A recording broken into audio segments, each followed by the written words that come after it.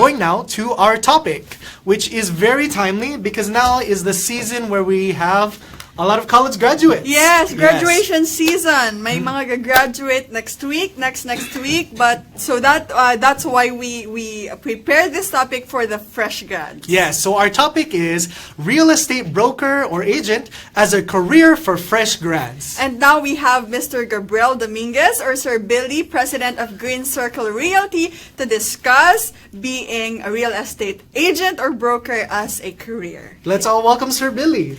Hi, Sir Billy. Welcome. Morning. Welcome to Daily Insight. Thank you for joining Good morning, man. Good morning, Randy. Yes. Okay, Sir Billy.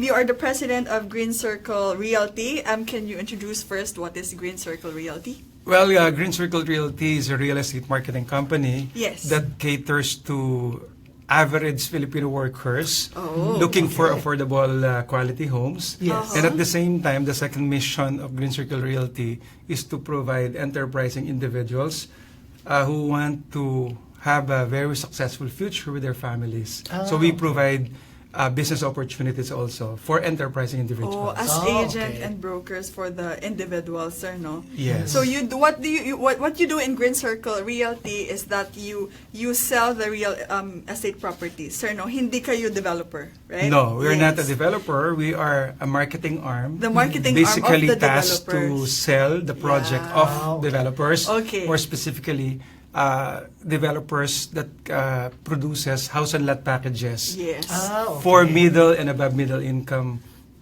buyers. Okay. So hopefully we're included in that. Yes. Okay. So now, so what is real estate or ano ba yung industry na yun? Well, we are happy to inform everyone that the real estate industry right now is one of the most active, one of the most robust in terms of outlook, because the housing backlog remains. The people who need houses are still plenty. So we are in an exciting business. That's why we continuously promote home buying, because we want to help people to realize their dream homes. Okay. What are the areas of the Philippines that are actually doing well in real estate? Almost everywhere. Really? Metro Manila and even the countryside. So developers now are focused both in Metro Manila, but they started focusing also in the countryside because there are different areas now being developed, because especially of the BPO sector. Yes. Sir, I noticed nga yung sa Cavite, no? Ang dami na doon na Cavite is one, I consider Cavite one of the housing boom areas in the country today, because it is very near Metro Manila. Yes. What you can see now in Cavite are the things you can see in Metro Manila. Or if you want Manila, you can always come from Cavite in very accessible ways of going to Manila. And at the same time, Cavite is much more affordable if compared to Metro Manila prices. Okay, so you've mentioned that it's doing well, hindi lang sa Metro Manila but also the nearby provinces like Cavite, probably also Bulacan. Tapos kahit sa Baguio, I think ang daming developments. Tapos Tagaytay, nung pumunta kami, ang daming condo na tinatayo. Including Visayas, including Mindanao. There are a lot of growth areas in the... Yun hindi tayo aware. So you have offices then also in those other areas? Yes, almost all developers are really going to that. Although my company, Green Circle Realty, is really focused on the Cavite area. Because as I've said, you enjoy the best of both worlds when you stay in Cavite. You enjoy the amenities of Metro Manila, accessibility of Metro Manila, yet you enjoy the countryside living, and at the same time, the affordability of housing units we offer in Cavite. That's good. So if you want to get out of the congested Manila, how far is Cavite from Manila? Right now, the project that we're selling is basically 20 minutes away from Metro Manila, because we are lucky, we're so fortunate that there are infrastructure, road network, like for instance, the Manila-Cavite Expressway, or what we call the Cavitex. Yes, I've been through that one. So that's basically 20 minutes away from the Mall of Asia area. You are already in Cavite. Lapit naman, no? Alright, okay. So, sir, basically, you've already defined what real estate is. It's the housing units or condo or house and lot that you sell Yes. to the homeowners or home buyers, Yes. and also that it is doing well. Now we go to our main topic, Yes. how to become an agent or a broker for lalo na for our fresh graduates this year. Paano siya pwedeng maging option as one of their careers that they want to pursue.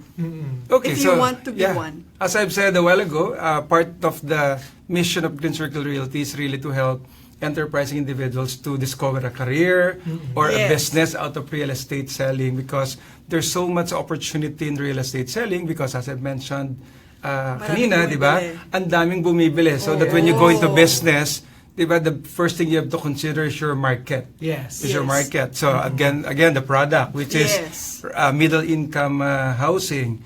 So for those who are looking for a career Yes, as in an real agent. estate selling, the easiest way to know if you're really if you can become successful here is your interest in it. So do you want to talk to people? Are you a have to be- salesperson? Diba? You have to be a people's person. People Oo. person. So we always say that real estate selling, we really sell real estate. We are in the business of selling real Yes. estate, but basically we are in the people business, because every day in selling real Talk to estate we deal with people, People. and the basic secret of success in real estate selling is talk to people, talk to people, talk to people. So if you Ayun. talk to people Okay. every day, you have a big chance of becoming part of real estate selling. Okay, Ah, sir, sige. okay. Talk to people. So you should want to be that person. Oh, you have to be, have Kasi good social salesperson skills, talaga diba? eh, social Yes. skills, tama. Okay, sir. So what are the more specific or yung technicalities of being an Yes. agent? For example, ako fresh graduate, pupunta ako kay Green Circle Realty. How do I apply as an agent or broker? So there are different ways. So right now, under the law, what we call the Real Estate Service Act in the Okay. Philippines, so it was just recently implemented, there are different ways. So number one, if you want to be a licensed real estate broker, you have to take the licensure examination. Licensure Yes. examination. This is Okay. now being facilitated by our regulatory body, the Yes. Professional Regulation Commission. Yes po. Okay, so real estate license broker yon. Yes. And how often is that exam? Every year? Once, twice a year? Twice a year. Twice a year. Around Yes. what time? May this May? coming There's May. May But and this October coming May, we are already accrediting or allowing to take the licensure examination the first batch of graduates of a real estate management course. Because Randy, here in the Ah, Philippines, okay. it became a course in college. Ah, yung okay. pagiging broker. Before, anyone can take the exam. Sir, tama? Mag-aaral ka, Yes, mag-review ka. it's part of the professionalization of the real estate industry. Oo. So just like those in the medical field, engineering, Yes. or Nursing. diba, nursing, Oo. Ngayon, today naging- real estate selling is being professionalized through this RESA law. Yes. So in the past, during the transition period, you just have to be a graduate of any course, or you just be a real estate practitioner. You can just take some units, review lessons, Yes. and you can take the licensure Before. Yes. examination. But now the educational requirement is, what was the course again that you mentioned? Real estate management course. Real Yeah, estate 4 management. Being year course offered siya. by some of the schools. So there are schools that Yes. started it 4 years ago. So hopefully this this graduation, graduating batch. Oo. this graduating batch, we are producing the first graduate. So they will be the one who will Who be actually taking the took the course. examinations this May. This May, okay. New Era is one of those schools. Oh, really? Who offer Yes. the Okay, real good. estate Yes. management course. And eventually, the revision of the law, if you want to be a licensed broker, you must have taken another course, and you'll just be required to take some units so that you can take the licensure examination. Oh, okay, that's Oh, I good. see. So you Okay. still have that option. Yes. Oo. So- That is Sir, for licensed broker. Oh, for Yeah. broker. Sir, yung difference, yung paano yung agent lang, Yeah. hindi Oo. ka broker. For those who are not yet really keen on going into the licensure examination, not really yet interested to become a licensed broker, Ayaw they can mag-exam. also be accredited a salesperson, also Or agent. under Professional Regulation Commission, but a salesperson did not take the examinations. They just okay. be accredited under licensed brokers. Oh, so that's the important part. You still need to be under a licensed Yes. broker. So a licensed broker is allowed to have 20 accredited salespersons Okay. under his license. Sir, meaning I can still sell, I can still be part of Green Circle, for example, even if I did not take the licensure exam. Yes, as Ah, a okay. salesperson. Yes, salesperson. And at the same time, the third category is we have what we call the referrers.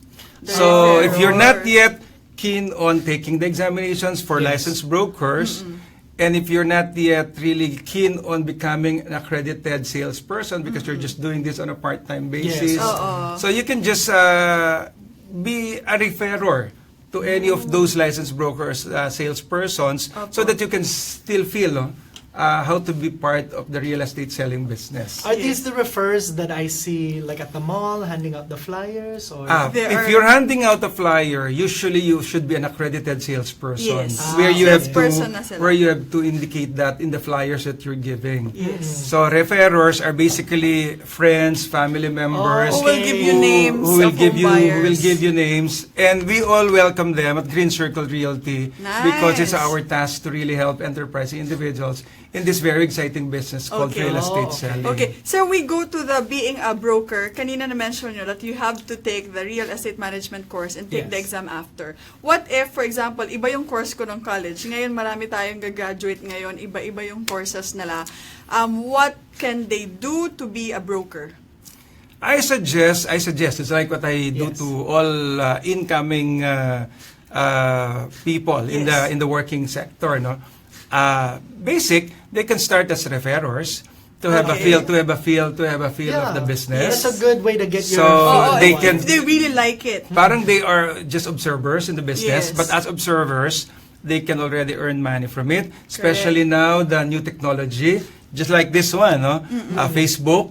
One of Yes, the best online. ways to sell in real estate now is through social media, Oh really? where they just work from home. Oo. They just tinker with their gadgets. Yes. Opo. So they can simply post pictures, just like what we're Yes. doing now. Yes. So they can start receiving inquiries either from the Philippines, or 60% of our buyers are coming from the overseas workers. Really? So Middle East, Europe, International Singapore. buyers. So while you are at home, a fresh graduate, Yes. just You can actually- attend our orientation seminars for free, which we do Oh. every Wednesday. So for free, it's a 4-hour thing. Then you sit down and relax in your home, start posting in your social media Social media, sites. Facebook. You can start entertaining inquiries from your buyers, Yes. and you only go out when you qualify a buyer who's interested to see the site. So that's what we call tripping. Tripping. So that's the only way you Tripping. go out. Yes. So you can be To in the see the mall. property. You can be in the mall Yes. doing your leisurely walk, Yes. Yes. doing your window shopping, doing your dining thing in the mall. Yes. But you have your mobile gadget. So there will be Pwede inquiries. na. So you can answer. Then if the client wants to see the site, you can immediately schedule a tripping Schedule. right there and there. To see the property. See, what I Okay. like is that it's so convenient, diba? Yeah. Yes. Based on your time and the client's time. Not necessarily a regular 9 to 5. You're stuck in that Those time. for those who want it to be a part-time job, Ah, 'di ba? okay. Pero now sir, again, yung how do I apply as a referrer, yung mismong process. How do I become an agent? Okay, Kung hindi ako broker. For Green Circle Realty, it's very easy. Yes. We have accreditation sessions or orientation seminars, which we call yung BEST, no? Yung Basic Entrepreneurial Salespreneurship Training. Oh, So okay. it's BEST. So we, by the way, we consider our sales associates, even referrers, as entrepreneurs. Entrepreneur. So because real estate selling is a form of entrepreneurship, so Yes. we don't want to train our people just ordinary salespeople. So Oo. at the early stage of their involvement with us, we already inculcate in them the value of entrepreneurship. That you have to put some discipline, you have to Yes. put some science, you have to put some proper mind setting in it, Yes. because with less capital, but with big potential, real estate selling can be a very exciting entrepreneurial activity. Activity, And I yes. know a lot of our viewers would be very interested in and that. that's what we encourage here in Daily Yes, Insight, Rans, to be entrepreneurship. entrepreneurs. Okay, so pupunta sila sa inyo, sir, mag-i-inquire, pupunta, attend ng seminar, and then after the seminar, are there an accreditation process that they have to go through? Yes, so it starts a process. So after that free seminar that we Yes. do every Wednesday, 1 to 5 p.m., Okay. so they can already sign up as accredited referrers with us. So after that, we will give them a more serious one-on-one briefing, depending Training. on their time availability, depending on their target market, depending on what they want to focus on. Either they're housewives, siyempre busy sila with their Yes. children. Sino-customize. Either they are entrepreneurs doing some online marketing, or they're Yes. into other businesses. So we have to fit in. Yes. Because as I've said, this is a very flexible business. You can do while you're doing other Right. things very Yes. important to you. Okay. So with that, when they are accredited, siyempre, they have to see what they are selling. So if we trip our clients, sila naman, Sumasama we sila.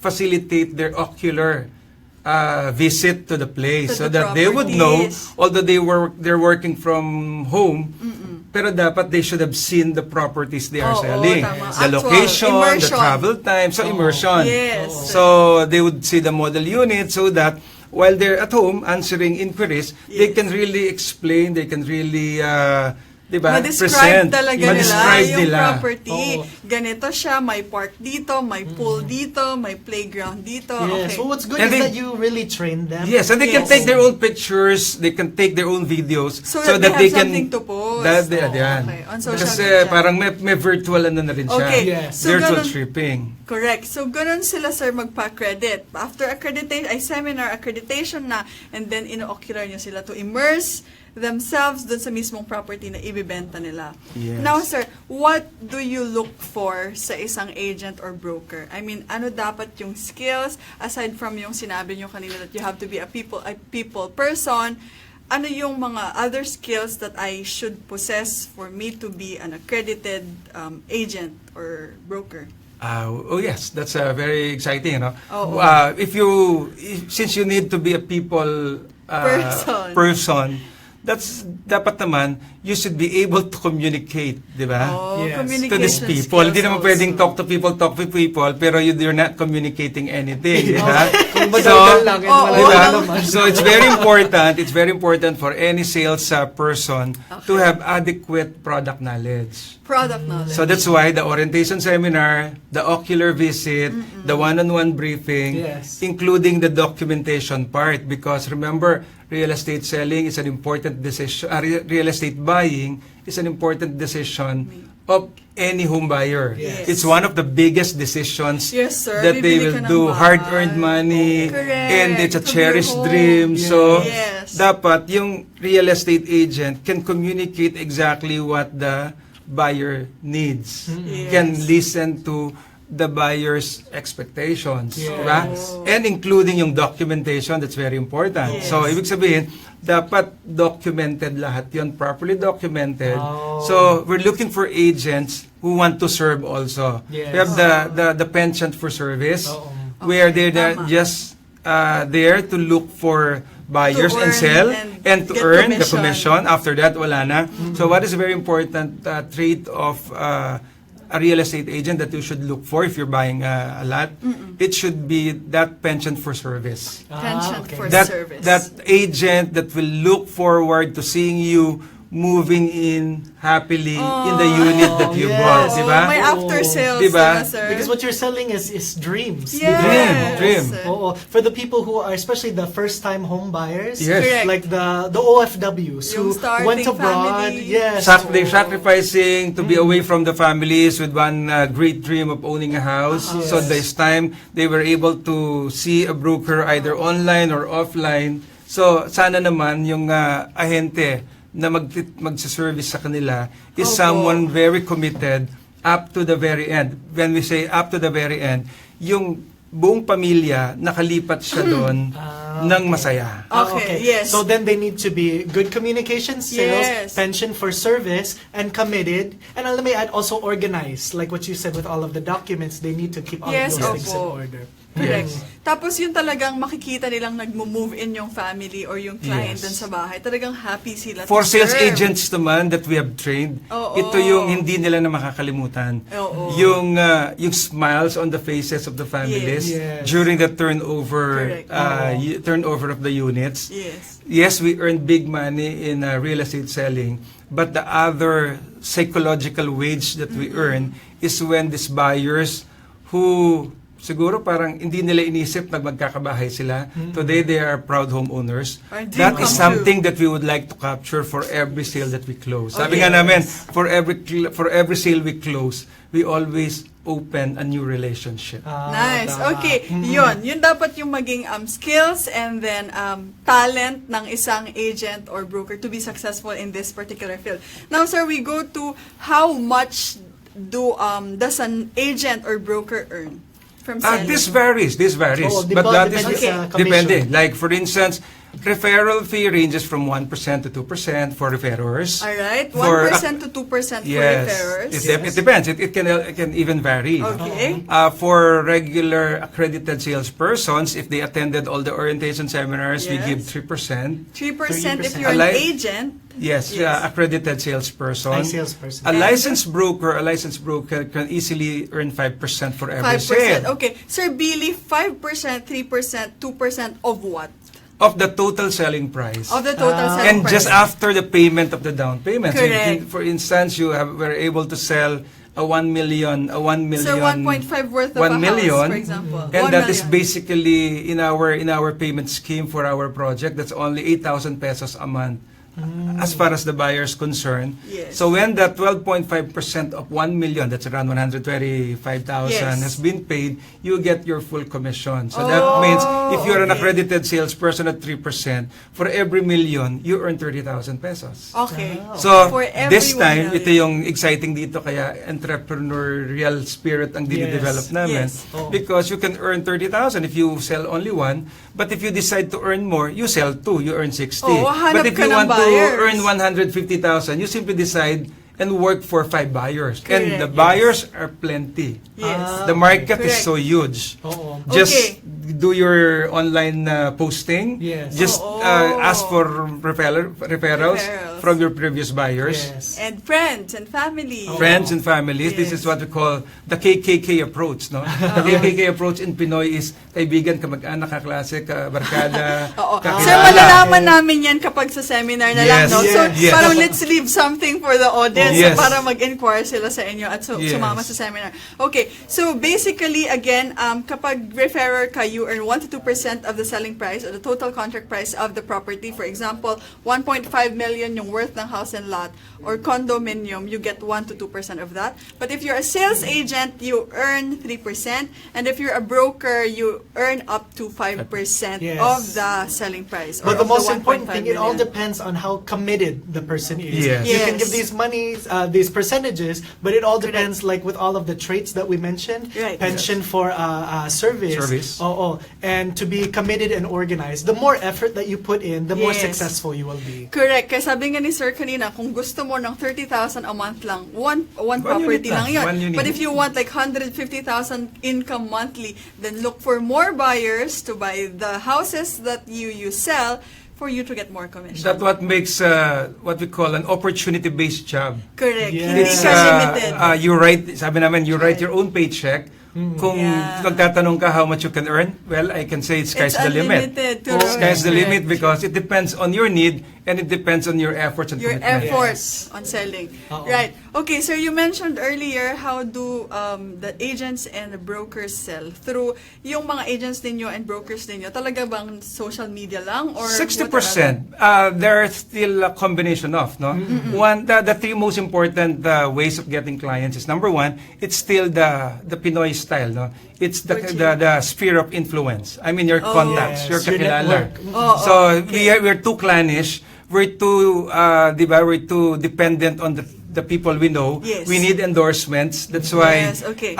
we capitalize on our contacts. Yes. Okay, Number so- two, it's the referral system. Yes, referral. And third, of course, is the social media. Okay, so those are the okay. 3 ways how to sell. If you are an aspiring agent or broker or even just a referrer, those are the 3 ways you can sell the properties. As addition is the one that you mentioned kanina. If you're medyo daring enough and you are more aggressive, entrepreneurial, you can do what we call distribution of flyers, Yes. doing manning in the malls, pwede rin or yan.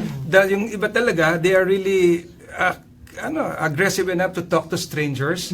They go to To parties, approach. they go to where people Networking. are. So it's really really Yes. networking. All right, Yes. okay. So we learned. Yes, we've learned so much today, but we don't want to take away everything from the seminar. Oo, Yes. but ayaw natin mag-lecture dito sa Yes. Daily Insight. Oo. Okay, so if for the fresh graduates, actually not just the fresh graduates, Everyone. open to Everyone. everyone. If you want to Of know all more ages. about being a real estate agent or broker as your career, you can inquire to real estate marketing companies like Green Circle Realty for the opportunities to know more about it and to actually go in and attend to their seminars Yes. and start selling and earning income. Yes, but if additional they want to income. get in contact with your company, how Yes. can they reach you or your company? So we are at Green Circle Realty. Our telephone number is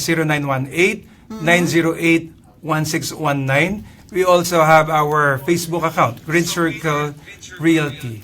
Okay, Facebook account, Green Circle Realty. You want to read some comments Yes, I think before we we have say some goodbye? people, they have some questions Yes. for you.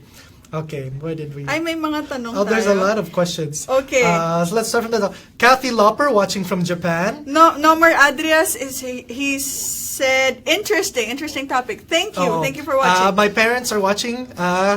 Hello. You know, my Hello, dad Auntie. is a Yeah. real estate agent in Oh, Las yes. Vegas. Very supportive. Number one so I supporter hope you've natin learned sila. something, dad some tips. Yeah. Marge Ison, Jolly Bermudez, Angel Dominica Vincent Lancaster. At Lancaster. Baka agent to, sir. Oo. Malyari Yeah, that's one of our Ted, biggest project, Lancaster. Joyce Dominguez, okay. Santiago. Ayan. Thank you guys for watching. Again, if you have questions, you can go to Green Circle Realty Facebook page and you contact directly. Sir Billy, kasi sinabi niya kanina yung cellphone number or telephone number niya. Yes. Yes. Okay. So we all hope that you enjoyed this episode. Yes. These are mornings filled with meaningful business talk. Giving you useful advice on how to win at your career. I am Randy Bernardino. And I am Mayan Manzano, and this is Daily Daily Insight. Insight.